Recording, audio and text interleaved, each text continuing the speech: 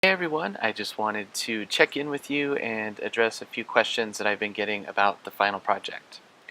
At this point, I have provided feedback on all of the bibliographies that have been submitted to me.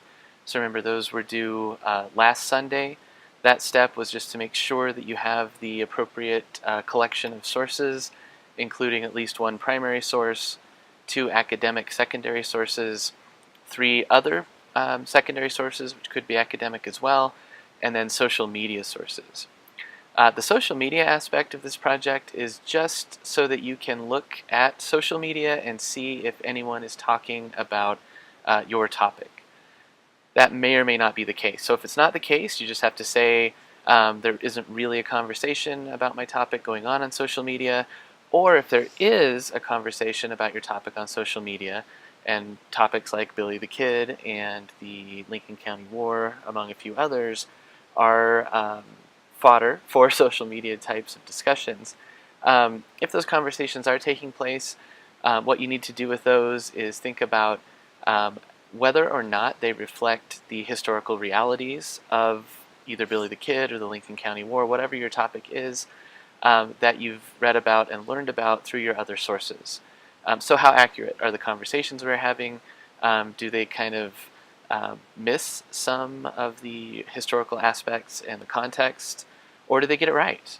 And what does that say about our social media interactions? So again, that's that element of the assignment.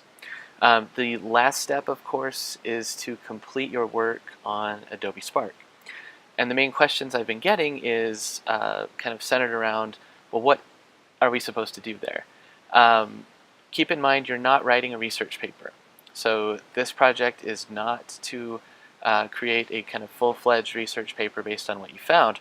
Instead, you're doing an electronically enhanced annotated bibliography. So the value of Spark is that you can include links to your sources. Excuse me, I apologize. You can include links to your sources. You can embed videos if you have video sources as one of your secondary sources, for example, or even a primary source, depending on your topic. You can have images in there, so it can be a much more kind of engaging type of presentation. For the annotated bibliography, then, what you need to do is, for each individual source, write at least a paragraph. It needs to be a pretty chunky paragraph that addresses three questions. First, you need to provide at least 2 or 3 sentences that provide a specific summary of the source. So don't just say this source is about Billy the Kid, but you need to say this is an account from Pat Garrett, who was the sheriff that eventually hunted down and killed Billy the Kid. This is Garrett's interpretation of the events that led up to his pursuit of and capture of Billy the Kid, and so it's slanted in that direction. And so the second step then, that's kind of an overview of what that account would be, for example. And then the second step is to explain in specific terms why or why not you find the source to be credible. So with the Garrett example, we could say, although Pat Garrett has some obvious biases because his perspective was that of a law enforcement officer who hadn't always been a law enforcement officer, had been on the other side of the law at times. This was his perspective on Billy, and so it can be a bit harsh, and it also leaves out some of, and maybe all of, Billy's perspectives on what was going on at the time. But I find it credible because this is an account from that time from someone who was actively involved in the hunt for Billy the Kid and in these events in territorial New Mexico history. So hopefully that's something that we've gotten out of the class over the last few weeks. Historical evidence is always a bit problematic. It always presents a perspective.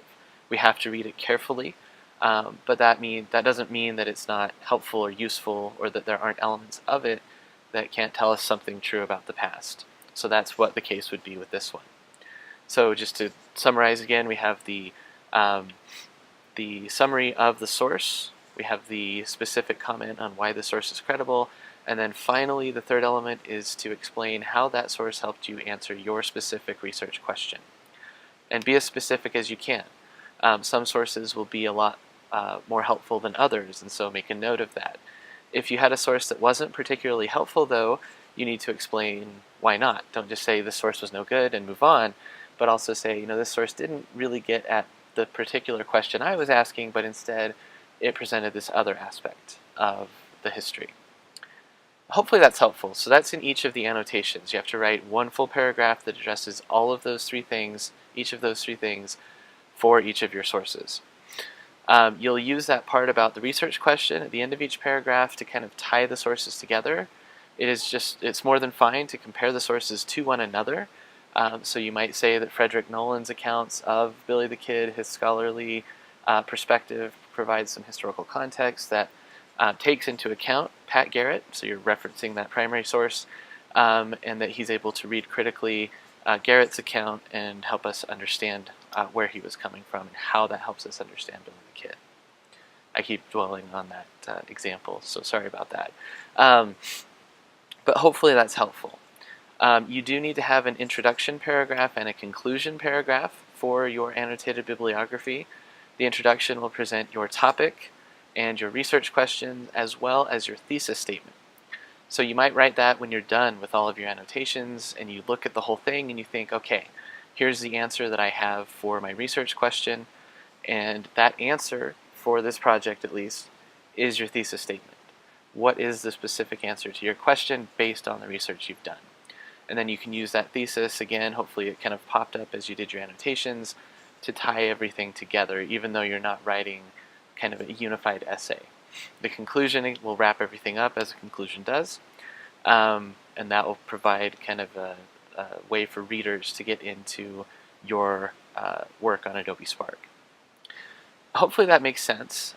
Please don't hesitate to ask questions if you have them, and I'll be happy to help out in any way that I can.